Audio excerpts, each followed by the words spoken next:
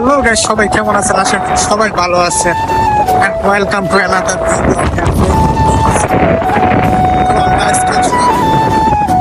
Fishery park ঘুরতে। আমরা তিনজন মিলে আসলাম তো এখানে আসলে আমাদের অনেক আসা যাওয়া হয়তো আগে, বর্তমানে তেমন আসা যাওয়া হয় না। তো আমরা রেগুলারলি ঘুরতে আসতাম। জায়গাটা অনেক সুন্দর, অনেক শান্তি। রাস্তা অনেকদিন পর আসলাম, প্রায় 3জন ঘুরতে পাই হইলাম। 3জন আইসা ঘোরাঘুরি করলাম, কিছু পিকটিক তুললাম। তো এখানে এখন আবার বৃষ্টি আসার আশঙ্কা, বাতাস, অনেক বাতাস। আসলে ভালোই লাগতেছে, পরিবেশটা অনেক সুন্দর। প্রকৃতি বলতে গেলে আপনি যদি গ্রামের না থাকেন তো গ্রামের মজা কোনো কিছুই বুঝবেন না। গ্রামের মধ্যে ফিল করতে হলে গ্রামে আসতে হবে। গ্রাম মানে এক শান্তির জায়গা। তো বলতে গেলে আমরা গ্রামের শহরে মিলাই থাকি। তো আমিও মনে করেন যে ঢাকা থাকি, ফ্রেন্ডও ঢাকা থাকে। তো আমি আসছি মোটামুটি বেশ কিছুদিন ধরে এই গ্রামে। তো বন্ধু আসছে গত 2 দিন হবে। তো বন্ধুকে জিজ্ঞাসা করি যে গ্রামের মজা কি, ওই শহরেও থাকে, গ্রামেও থাকে, তো গ্রামের মজা আর শহরের মজার পার্থক্য কি?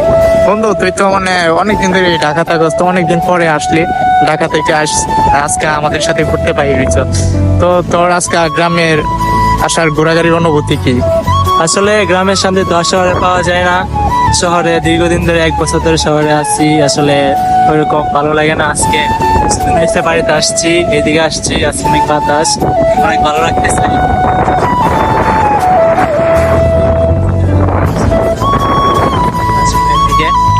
খেলাম,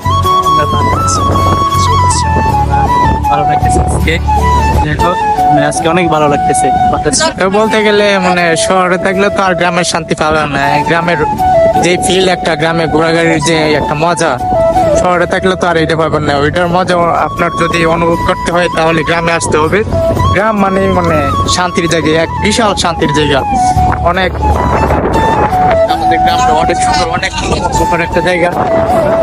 বলতে গেলে প্রায় এই জায়গাতে আসা যাওয়া করতাম। ওই যে দিক দিয়ে আপনার যে নদী গেছে, ওইটার পাড়ে বসে থাকতাম। অনেকদিন ধরে আসা যাওয়া না, প্রায় 1 বছর ধরে, 1 বছর পর আসলাম। আইসা ঘোরাঘুরি করতেছে, ভালোই লাগতেছে।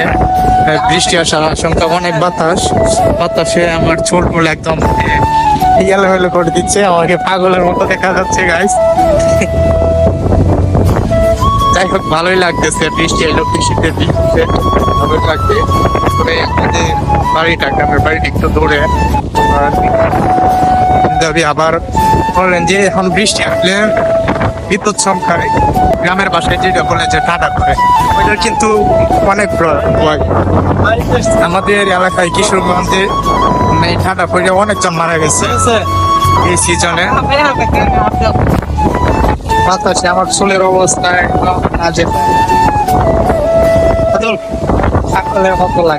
Guys, I am very very sad, কারণ আমার এখানে অনেক বাতাস ছিল, বলতে গেলে অনেক বাতাস ছিল। বৃষ্টি আসার আশঙ্কা ছিল, তো তাই অনেক বাতাস, যার জন্য আমার ভয়েসটা ক্লিয়ার শোনা যাচ্ছে না, যার জন্য ভিডিওটা আমার নিজের কাছে অনেক খারাপ লাগতেছে। তো গাইস, আজকের দিনটা কিন্তু অনেক সুন্দর ছিল, আর তার সাথে আকাশটাও অনেক সুন্দর ছিল, অনেক সুন্দর দেখাচ্ছিল আকাশটা। আপনাদের যদি দেখাই তাহলে আপনারা বুঝতে পারবেন অনেক সুন্দর ছিল আকাশটা। তো গাইস, আজকে এ পর্যন্তই। সবাই ভালো থাকবেন, সুস্থ থাকবেন। আর ভিডিওটা কেমন হয়েছে, সাথে আমাদের গ্রামটা কেমন, সবাই কমেন্টে মতামত প্লেস করবেন। আল্লাহ হাফেজ।